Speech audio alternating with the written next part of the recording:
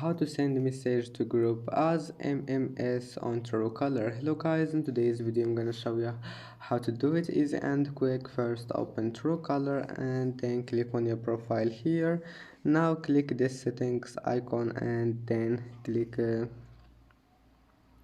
messaging and scroll down until you find here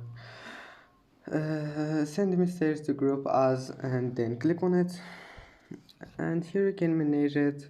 Select MMS, and that's it, and then just go back, it will be saved.